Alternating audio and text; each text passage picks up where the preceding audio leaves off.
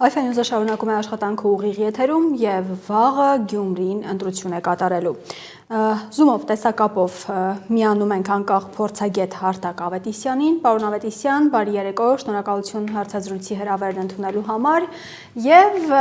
մենք տեսանք, թե ինչպես անցավ քարոզարշավը բացահայտումներով, մեղադրանքներով, հարցազրույցներով, առաջարկներով, բանավեճով, հետո էլի հարցազրույցներով։ Խնդրելու եմ ձեր գնահատականը քարոզարշավին։ Բարի երեկո, շնորհակալություն հրավերի համար։ Գիտեք, միանշանակ գնահատական ուղղակի հնարավոր չէ տալ, բայց եթե այսպես շերտավորենք, եւ փորձենք գնահատման ինչ-որ սանդղակ, ասել, ենթադրենք, ասենք 5 բալանոց եւ այլն, ընդհանուր առմամբ 3 հիմնական կոմպոնենտներով կարելի ասել, որ այսպես քարոզարշավային PR մասով, տեխնոլոգիաների կիրառման մասով, կարելի է 5 դնել, որովհետև ինչ-որ գեղեցիկ երկեր, գեղեցիկ երիտասարդություն, գույներ, վառվռուն, ինչ-որ այսպես օրեր տեսավ Գյումրին, մնացած առումներով ցավալիորեն շատ բարձր գնահատել հնարավոր չի, որովհետև ակնհայտ տեսնում ենք կոդկատեղից ներքև հարված, սև PR, տեխնոլոգիաների կիրառման են հակադարձ երեսը մեդալի հակառակ կողմը, ինչ-որ պայքար, լարվածություն եւ վերջին օրերի այս ձերբակալություններ, ռեպրեսիաներ, այսպես խամրեց, ամեն ինչ սևացրեց եւ այդ ինչ-որ մի լուսավոր բան էլ կար, այլևս անցյալում է։ Գյումրեցին կողմնորոշված է վաղվան ընթառաջից ձեզ։ Միանշանակ կողմնորոշված է, ես կարծում եմ, որ նույնիսկ վերջին 2-3 օրերը շատ քիչ ազդեցություն ունեցան, ասենք, այսպիսի մի բան կա, ամփոփիչ հավաքներ, ինչ-որ մեծ հավաքներ, երթեր, չգիտեմ, ավտոերթեր, համերգներ եւ այլն։ Սա ավելի շատ այսպես սեփական ուժի ցուցադրման փորձ է եւ բնականաբար ոչ բոլորը ունեին այս ռեսուրսը եւ ոչ բոլորը այս եզրափակիչ ակորդ այդպես հզոր խրոխտ կատարեցին, դրամաբանորեն, այն ֆավորիտ տեխնազուները, ում մասին այսպես ասվում է, որ ինչ-որ տոկոսներ են տրվում մի կողմից, մյուս կողմից, տարբեր փորձագետների կողմից, այդուհանդերձ այս դրամաբանության մեջ էր եւ կարելի ասել, որ բան չի փոխվում այս օրերի ընթացքում, ավելի շատ գիտեք գուցե 1-2 իրադարձության պատճառով ավելի շատ չմասնակցելուն հակված մարդիկ կայացրեցին որոշում վերջնականապես չմասնակցելու, ավելի շատ ըստ իրադարձությունները նպաստեցին դրան, որևէ բանով չտրամադրեցին, մյուս կողմից կա իհարկե տեսակետ, որ այս ռեպրեսիաները եւ այլն տրամադրում մարդկանց գնալու, ընտրելու, հատկապես հակաիշխանական քվե տալու, կարծում եմ, որ արդեն ամեն ինչ որոշված էր, սա ավելորդություն էր իշխանությունների կողմից, կարծում եմ անիմաստ ուժի ցուցադրման փորձ էր, անիմաստ քայլեր, սա գուցե ավելի շատ միտված է հետոյի զարգացումների համար, հետոյի համար է մեսիջ, որ ընտրություններից հետո ինչ կարա լինի, իշխանության պարտության դեպքում, իսկ այդ պարտությունը ոնց որ թե միսոայրուն է ստանում Գյումրիում։ Տիգրան, խնդրեմ։ Պարոն Ավետիսյան, այսպիսի հարց ուրեմն այսօր տոկոսներ տեսանք, սոցհարցումներ կատարող մի կազմակերպություն, ինքը սոցհարցումների ուրեմն արդյունքները տվեց եւ ես ինչքան հասկանում եմ, այդ հարցումները կատարվել են մինչեւ երեկվա բանավեճը։ Ըստ ձեզ երեկվա բանավեճը որևէ փոփոխություն տվեց ուրեմն այդ տոկոսների մեջ եւ ինչքանով է ըստ ձեզ այսպես ասենք հաշվառնելով կոլեգիալ համերաշխությունը, բայց ամեն դեպքում ինչքանով է այդ հարցումը արտացոլում իրական պատկերը, ես հարցում ձեզ որպես այնտեղ գտնվող մարդ եւ որը նաեւ փորձ ունի այսպիսի հարցումների։ Վստահեցնում եմ ձեզ, մինչ այս տեսած են բոլոր հարցումները, այն ինչ որ հրապարակվել են, ավելի շատ մանիպուլատիվ քարոզչական բնույթ են կրել, իրական հաշվարկ, իրական այսպես ասենք, գիտական մանրազնին հաշվարկ տեղի չի ունեցել, հա, հաշվել են այնպես, ինչպես պետք է եղել, որովհետև ես առիթ ունեցել եմ խոսելու այդ մասին, ըստ տարբեր աղբյուրների, անուն չտանք, բայց մի տեխնազուն ըստ մի վարկածի ունի 4%, ըստ մյուս վարկածի 18%, մի տեխնազուն ունի չհաղթարող շեմ, ունի մյուս դեպքում 22%, մարդ, որին ասենք որևէ հարցում չի տվել 1%-ից ավել, ինչ-որ մեկ հարցումով, բնականաբար ըստ էության իր պատվերով, այսպես մատից վերցված թվեր 19% ուներ եւ մեզ ուղղակի էր միայն իշխանական տեխնազույն, վերադառնալով ձեր հարցի սկզբին, եթե փոխեց էլ բանավեճը ինչ-որ բան, փոխեց 3 տեխնազուների մասով, հիմի մանրամասն չքննենք, որովհետեւ շատ երկար նյութ կստացվի, բայց կարծում եմ, այսպես Վարդան Ղուկասյանի մասով փոխվեց, դրական թե բացասական հիմա թույլ տվեք չասել, բայց չմասնակցելը ստացվեց, որ ինչ-որ իմաստով ավելի լավ էր մասնակցելուց, սա մեկ արձանագրում, փոխվեց Սարիկ Մինասյանի քվեն եւ փոխվեց Ռուբեն Մխիթարյանի քվեն, որովհետեւ այսպես ասեմ, հա, հիմնական իրադարձությունները այս 3-ն էին։ Չստացվեց կառուցողական բանավեճ ծրագրերի շուրջ, որովհետև նախ ֆորմատը իրենից այն ինչ որ մտածել են, կես րոպե խոսի, 1 րոպե արձագանքի եւ այլն, մարդկանց մտքերը կիսատ էին մնում, մարդիկ չէին հասցնում, հետո ինչ որ կարուսել էր դու ասա, դու մի ասա եւ այս ամեն ինչի արանքում անընդհատ ժամանակ առ ժամանակ ընդհատվում էր իշխանական տեխնազոյով ընդդիմադիր տեխնազո Ռուբեն Մխիթարյանի բանավեճով կամ ես չէի լասի բանավեճ, որովհետև բովանդակային զրույցի շուրջ չէր վեճը, այլ վեճ, գորգորոց եւ այլն, այս 2 տեխնազոների Վարդան Ղուկասյանի մասով փոփոխություն անպայման եղավ։ Մյուսները ոնց որ թե չհասցրեցին ոչ որևէ բան ասել մեծ հաշվով, ոչ էլ իրենց նախորդ ասածներում ինչ որ կոռեկցիա մտցնել, այնպես որ միայն այս կանով կարող է եւ Շարունակեմ հարցս, միջամտությունը Երևանի, հա, դիտարկենք, ուրեմն այն ինչ որ կատարվեց Կարեն Սիմոնյանի գրասենյակում, այնուհետև Մարտին Գրիգորյանի հարազատների,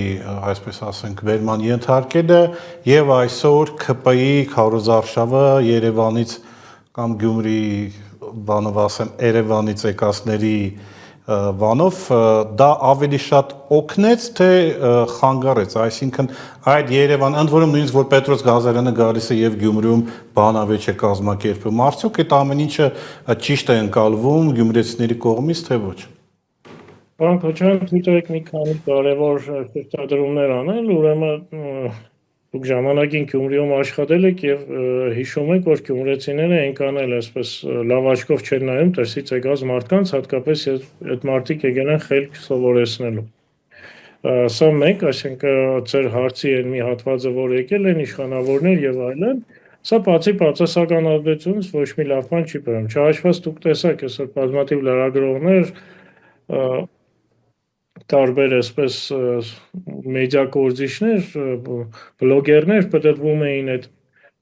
միտինգ կոչվածի ամփոփիչ հավաքի տարածքում եւ բարձրանում որ Շիրակի մարզի ազգաբնակչությունն է, այստեղից այնտեղից բերված, հիմնականում պետական հաստատություններ եւ այլն, սա էլ վստահում եմ, եթե բացասական բան չունենա, ոչ մի դրական ազդեցություն չի ունենա, որովհետեւ եթե այդ վարչական ռեսուրսը աշխատելու էր եւ հիպոթետիկ են բժշկական հաստատությունների աշխատակիցները, որոնք այդտեղ էին, եթե իրենք որոշել են, որ այսպես հա, իրենց, չգիտեմ, տակ զով տեղը նստած են, 1-2 կոպեկ աշխատավարձ են ստանում եւ ռիսկի չգնան, բովանդակային բարձր չի ինչ ռիսկ էին գնալու, բայց այդուհանդերձ եթե արդեն կա որոշում քվեարկել իշխանական տեխնազոյին կար եւ միայն այս կամավոր պարտադիր ներկայանալը գուցե ավելի շատ վնասի, քան օգնի, իշխանություններն էլ եմ ասում, ավելի շատ ուժի ցուցադրության հետևից էին ընկած։ Երկրորդ մասով ես գիտեք Մարտին Գրիգորյանին, Կարեն Սիմոնյանին անձամբ եմ ճանաչում, երկար տարիներ եմ ճանաչում, այս են մարդիկ չեն, որոնց կարելի է վախեցնել, հա, այսինքն ոչ էլ զարմացնել այդ ճնշումներով, այդ մարդիկ այս քաղաքում ապրել են, Մարտին Գրիգորյանը հատկապես քաղաքական պայքարի փորձ ունի, ժամանակ առ ժամանակ կոպիտ ասած, հա, այդ օրենքի տերները գնացել է, ինքը իր հարազատները, այնպես որ այդ սրանով հաստատ չվախեցրեցին, որևէ ազդեցություն չթողեց, նույնիսկ եմ ասում ի վնաս իշխանության եղավ։ Այն թե մյուս կողմից ում ինչ օգուտ եղավ, սա գուցե այսպես ժամանակավերև կլինի տարողություններ անել, ինչ որ սխալ հաշվարկներ, բայց իշխանությունը կորցրեց, իրական ընդդիմադիրները գտան։ Անդրադառնանք Մարտուն Գրիգորյանին եւ մյուս առաջատարին կարծիքը ընդդիմադիր տեխնացուներից մեկին Վարդան Ղուկասյանին։ Ես կրկին դուք ճիշտ նկատեցիք, որ ապրել աշխատել եմ Գյումրիում, ես հիշում եմ, որ քաղաքը ժամանակին բաժանված է եղել, ոնց որ ազդեցության գոտիների Մարտուն Գրիգորյանի եւ Վարդան Ղուկասյան եւ կես-կես էր, այսինքն մեկ-մեկ լինում էր Վարդանն էր հաղթում Ղուկասյանը, մեկ-մեկ Մարտունը։ Իմ պատկերացրամբ կրկին կա ոնց որ երկու ընդդիմադիր բևեռ, հա, որի մեկի գլխավերևում Վարդան Ղուկասյանն է, մյուսինը Մարտուն Գրիգորյանը։ Այսօր օրինակ Վարդան Ղուկասյանը բավականին հետաքրքիր հայտարարություն արեց եւ այդ հայտարարությունը կրկնեց նաեւ Կարեն Սիմոնյանը, իրենք ասեցին, որ իրենք պատրաստ են, եթե ընդդիմադիր որևէ մի գործիչ հաղթի, իրենք իրենց ռեսուրսը, իրենց տոկոսները, կոպիտ ասած, իրենց ավականին տրամադրեն իրեն հանուն հաղթանակի։ Ձեր կարծիքով նույնը կարելի է սպասել Մարտուն Գրիգորյանից։ Տեսեք, Մարտուն Գրիգորյան ձեր հարցին ինքն է արդեն պատասխանել, որը նաև տարընթերցումների, տարբեր մեկնաբանությունների առիթ տվեց։ Ինչ է ասում Մարտուն Գրիգորյանը, ասում է, որ այսպես ասած համախմբում է Վարդան Ղուկասյանի շուրջ, հղի է ծանր հետևանքներով, այսինքն բերում է արգումենտ, որ այ եղբայր ունես 3 տասնյակից ավել քրեական գործեր եւ այլն եւ հերո չէ այն օրը, երբ եթե ընդրվես եւ ուժի ծանրության կենտրոնը դառնաս դու եւ մենք բոլորս համախմբենք, լուրջ վտանգ կա, որ կգնա մոտավորապես Վանաձորյան սցենարը, հա, կկալանեն, կծերպակալեն, կգնան նոր ճնշումների, այսպես կփորձեն ավականում դրված անդամներից ինչ որ մարդկանց գողանալ, հա։ Սա բովանդակային Մարտուն Գրիգորյանի պատասխանն էր, որը այսպես Կներեք, որ ընդհատում, իսկ Մարտուն Գրիգորյանի պարագայում դա չի կարող կատարվի, որովհետև մենք տեսանք, որ ցանկության դեպքում իշխանությունը կարող է իր հարազատներին կալանավորել, այսինքն կոպիտ ասած ժողովրդականացած մազեմունը, որ իրան է ձեռ տան, էլի։ Տեսեք, եթե գնում ենք այդ սցենարով, հա, եթե Մարտուն Գրիգորյանի ասած տրամաբանությունը ես էլ շարունակեմ, այդ դեպքում պիտի ուժի բևեռը ձևավորվի կամ քաղաքապետի տեխնազոն դառնա այն մարդը, որը նվազ խոցելի է, հա, այս ընդդիմադիր տարածքում եւ այստեղ սակարկության առարգա չպիտի դառնա տվյալ ուժի տարած քվեն։ Այսինքն անկախ նրանից ով ինչքան քվե է տարել եւ եթե նայում եք նույնիսկ այդ հարցումներին, այսպեսի մի բան կա, հա, ամենալավատեսական հարցումների դեպքում նույնիսկ քաղաքացիական պայմանագիրը պարտվում է մնացյալ քվեին, ընդդեմի քվեին։ Նույնիսկ 3 բանավեճի ժամանակ, ես չգիտեմ եմ իշկանով ազնիվ էր Լևոն Պարսեղյանը, բայց ես հասկացա տողատագից, ակնարկից կամ գուցե ինչ-որ իմաստով բաց հայտարարությունից, որ ինքն էլ չի սատարելու քաղաքացիական պայմանագրին, որովհետև հարցը հստակ էր տրված, որ այն ուժը, որ իրեն սատարում է այս պահին, Արամ Սարգսյանի քաղաքական ուժը Երևանում գնացել է իշխանությունների հետ համագործակցության, իր պատասխանը հետևյալն էր, որ ես առաջադրվել եմ նաև բացառելով այս հանգամանքը, այսինքն ինչ-որ պայմանավորվածություն կա հավանաբար այդ ուժերի մեջ, իհարկե մենք այդ պայմանավորվածությանը ներկա չենք եղել, չգիտենք ինչ սցենարների դեպքում ինչ կլինի, բայց ակնհայտ էր, որ Գյումրիում 3 տարօրինակ կերպով այսպես մարտը նույնպես մեղա եկավ, ասեց, որ հատ է սխալվել եմ, ինչ անենք, ես հեղափոխական էի, ուղղակի փորձում էր ասել, որ ես ոչ նախկին եմ, ոչ ներկա, հեղափոխականներն ու հեղափոխությունն են շեղվել հեղափոխության կուրսից, ես շարունակում եմ մնալ հեղափոխական, ես պաբից ավելի կաթոլիկ, Լենինից ավելի կոմունիստ սցենարներ, բայց նույնիսկ ինքը այսպես փորձեց հասկացնել, ասել, որ հա, տեսեք, եւ տպավորություն էր, որ 3 տաղավարում կոնսենսուս -1 է, եթե չհաշվենք Վարդան Ղուկասյանի բացակայությունը, ըստ էության այս պարագայում բոլոր հանրահաշվական գործողությունների արդյունքում քաղաքացիական պայմանագիրը պարտվելու է։ Հիմա եթե շարժվենք տեխնազոների հայտարարությունների տրամաբանությամբ, ստացվելու է, որ այդ դեպքում ընտրելու են իրենց միջից նրան, որը նվազ խոցելի է, հա, որը քիչ հավանական է, որ ինչ որ հետապնդումների բան դառնա, բայց այս պարագայում տեսեք, հիմնական այսպես ֆավորիտները, եթե ըստ հեշտականության կամ առանց հեշտի կապ չունի, Ռուբեն Մխիթարյանի նկատմամբ ինչ որ փորձեր եղավ, հա, ինչ որ հիշեցին, ինչ որ պատմություն, այսինքն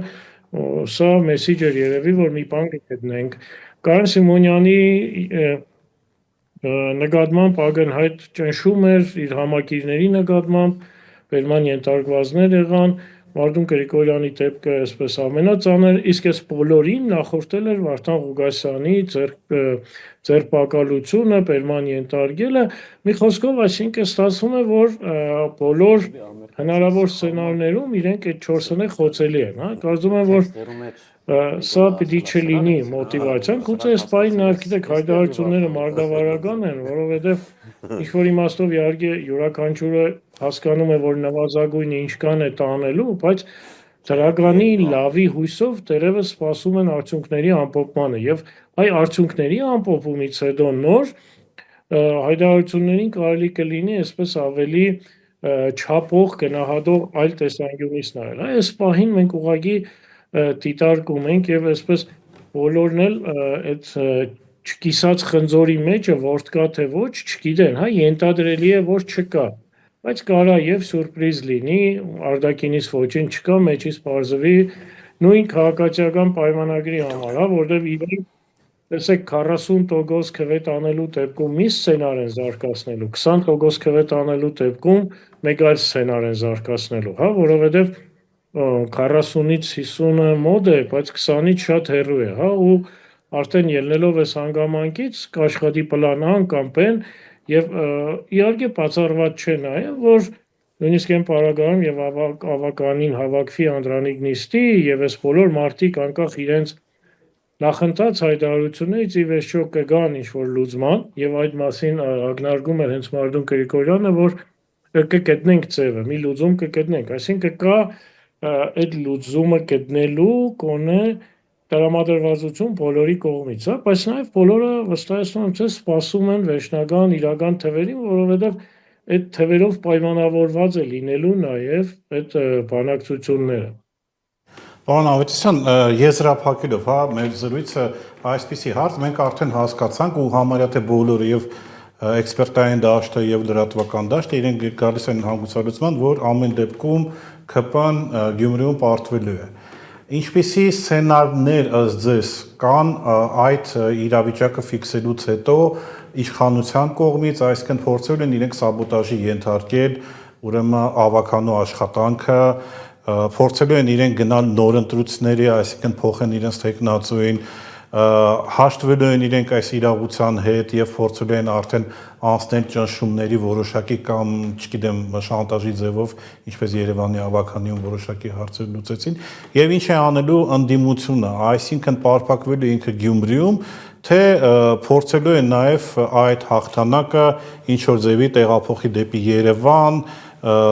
եւ փորձի որոշակի պրոցես սկսի արդեն հանրապետական մասշտաբով, որը պետք է վերջանա Նիկոլ Փաշինյանի հրաժարականով։ Մենք եթե հիշում եք, մեր հանդիպմանը խոսեցինք այդ մասին, ես վստահեցնում եմ, որ նորից այդ թվերից է շատ բան կախված, այդ զարգացումներից, բայց որ քաղաքացիական պայմանագիրը չի տալու Գյումրին, որովհետև սա իր համար յուրօրինակ Վատերլoo է։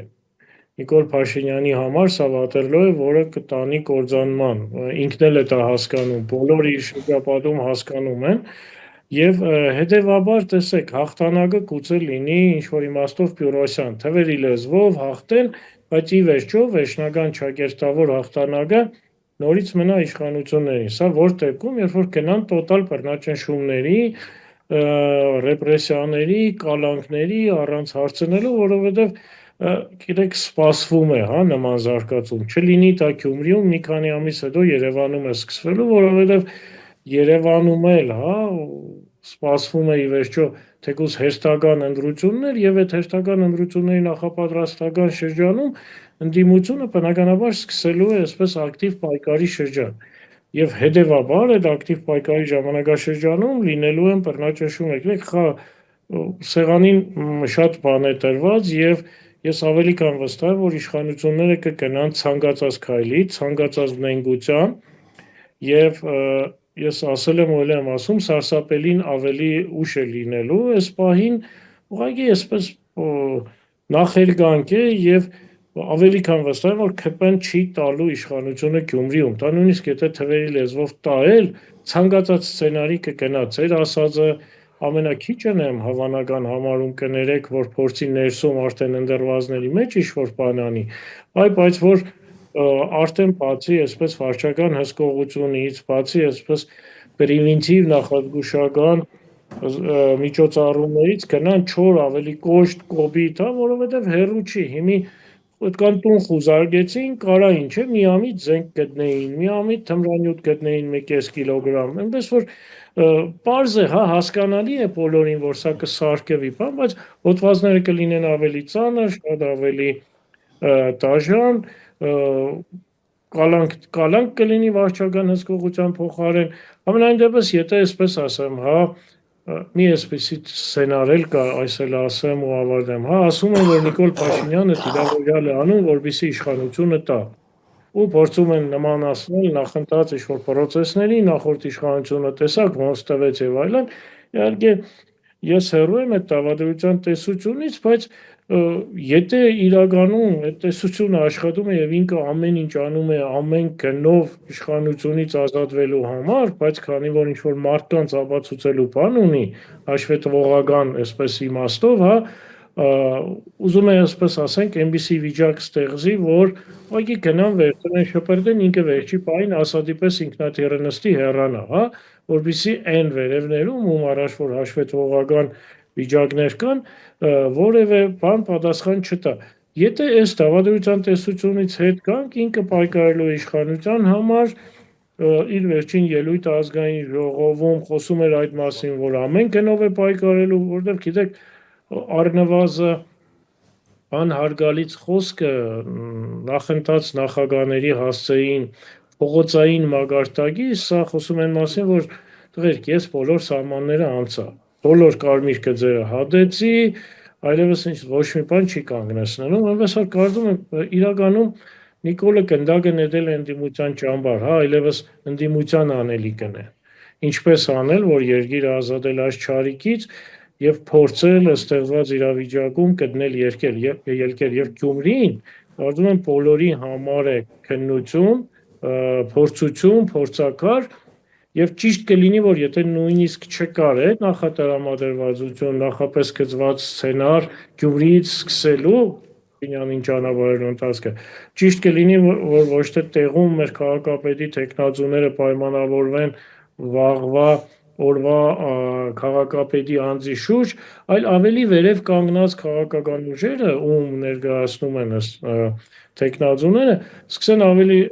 լուրջ ու ավելի մեծ գործընթացների մասին պայմանավորվել եւ